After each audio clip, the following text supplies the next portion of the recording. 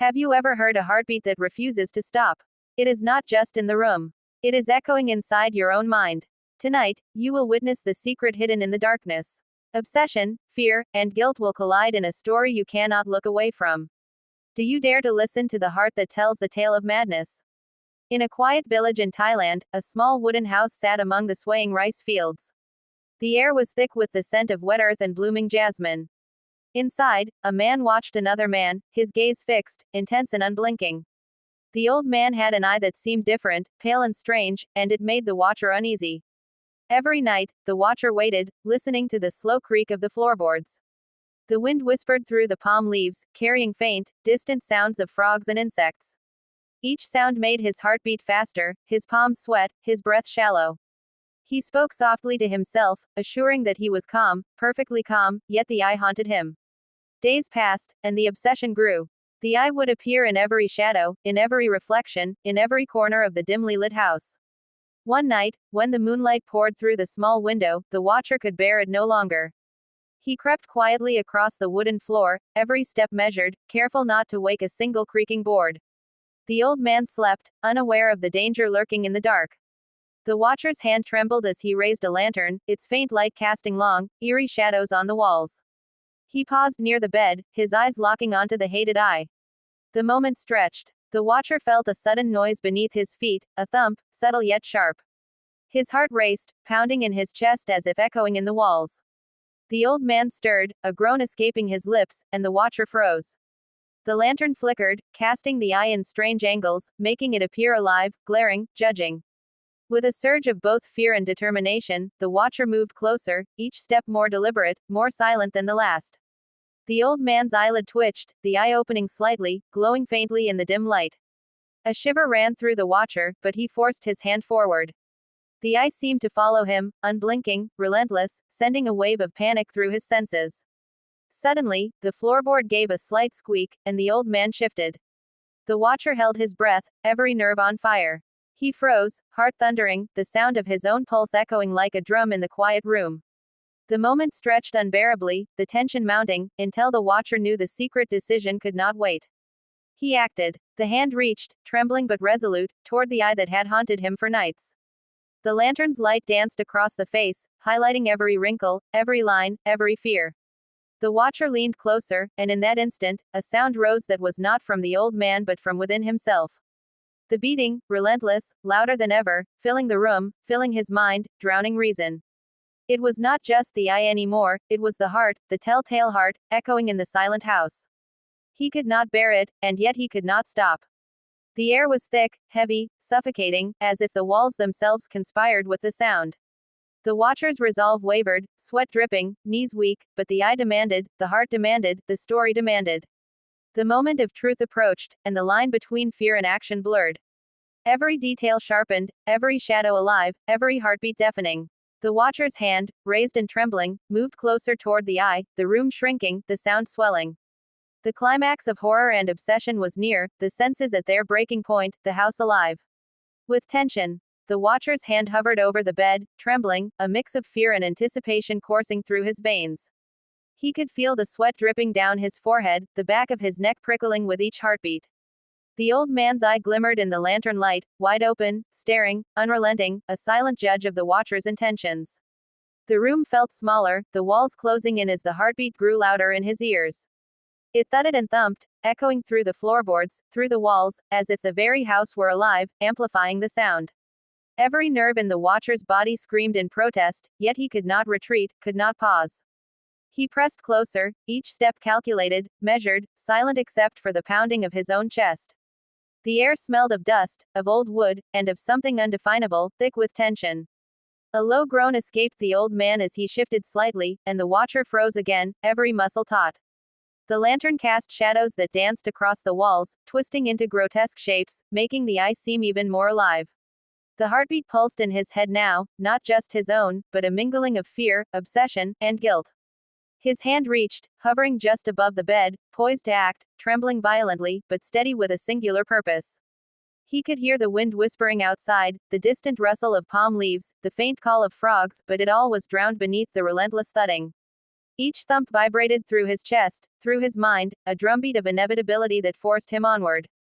The old man shifted again, muttering something unintelligible, and the watcher's stomach tightened, nausea and adrenaline combining into a tangible weight. He leaned closer, the lantern illuminating the paleness of the old man's skin, the lines etched by years of worry and fear. The eye was fixed on him, unblinking, accusing, almost demanding the culmination of nights of obsession. The heartbeat grew louder still, echoing inside his skull, relentless, insistent, a signal impossible to ignore. He could not retreat, could not step back, could not silence the pounding that had consumed his every thought for days. The room was suffocating, the air thick, heavy, every breath a labor, every movement a careful negotiation with invisible forces. Then, a sudden slip of the floorboard under his foot sent a shock of terror through him. The old man's head tilted, his mouth opening slightly as if to speak, and the watcher froze, his body frozen in a tableau of horror and anticipation. The heartbeat roared now, deafening, an unstoppable force within him, echoing in the wooden walls, reverberating in the air like a drum of doom. He pressed his hand down onto the bed, his fingers brushing against the thin sheets covering the old man, feeling the warmth, the frailty, the humanity beneath the object of his obsession. The lantern trembled in his hand, casting quivering shadows across the walls, making the eye appear monstrous, alive with malevolence. A wave of panic surged, threatening to overwhelm him, yet he clung to the purpose that had driven him here, to finish the act he could not postpone. His breath came in short, sharp gasps, mixing with the thunderous rhythm of the telltale heart. The old man's body shivered under his touch, and he paused, every instinct screaming, yet he did not move away. The room seemed to constrict, the ceiling lowering, the walls bending, as if the very house conspired with the heartbeat to push him toward an irreversible action. The sound was no longer just a heartbeat. It was accusation, judgment, revelation. It echoed the secret torment, the obsession, the madness that had consumed him. And yet, the eye remained, pale and judging, compelling him, drawing him forward, insisting on resolution. A sudden jolt of courage, or was it madness, propelled him, and his hand grasped firmly, decisively, unflinching now despite the trembling. The heartbeat rose, louder, impossibly loud, shaking his entire body, shaking the room, shaking the fragile boundary between reality and hallucination. The old man stirred violently, a frightened cry tearing from his throat, but it was drowned in the roar of his own obsession, the thunderous echo of the telltale heart. The watcher pressed on, muscles taut, sweat streaming, eyes wide, completely consumed by the intensity of the moment. The shadows danced frenetically across the walls, contorting with each pulse, each thump, as if the house itself were alive, watching, complicit. He leaned even closer, every detail burning in his mind, every line on the old man's face, every glimmer of fear, every twitch of the eyelid magnified in his perception. The heartbeat now seemed to control time, stretching moments into eternity, a relentless drum dictating every second. His fingers brushed the pale skin, warm, fragile, human, and a shiver ran through him as the reality of the act pressed in. He could feel the watcher's knees gave way, and he collapsed onto the floor, the lantern rolling beside him, casting fractured light across the room. He sat there, chest heaving, hands trembling, trying to calm the storm of sound within his head. The heartbeat slowed, or perhaps it was only his perception that wavered, fading in and out like a distant drum. The old man remained still, silent, the life that had once moved through him now absent, leaving only the hushed emptiness of the room. The watcher's eyes wandered over the familiar walls, the wooden beams, the rice fields visible through the small window, now quiet, serene, almost forgiving. For a long moment, he allowed himself to breathe, to take in the soft whisper of the wind, the faint croak of frogs, the gentle rustle of leaves outside.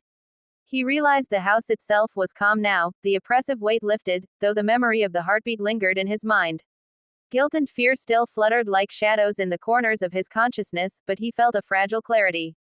The horror he had chased, the obsession that had driven him to the edge, existed not in the old man, not in the eye, but in his own mind. He understood the danger of letting fear and fixation grow unchecked, the peril of allowing a single thought to dominate his soul. Slowly, he rose, brushing dust and sweat from his hands, feeling the warmth of the fading lantern in his palm. He looked upon the old man one last time, a silent acknowledgement of the life that had been, and a promise to himself to carry the lesson forward. The watcher opened the door and stepped into the cool night, the moonlight bathing the rice fields in silver. The world felt expansive, alive, and strangely forgiving, a contrast to the suffocating room behind him. He walked slowly, listening not to the echo of a telltale heart, but to the gentle rhythm of life surrounding him, the soft symphony of the night. The terror had passed, but the memory remained, a caution, a reminder, a whisper of the human mind's fragility.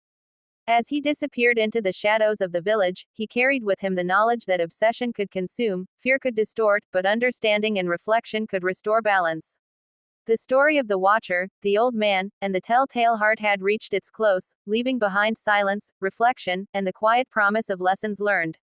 The village returned to its gentle rhythms, the wooden house standing among the rice fields, still and unbroken, a witness to the story that had passed within its walls. And in that quiet night, under the soft glow of the moon, the Watcher finally felt the steady beat of his own heart, untroubled, unrelenting, free.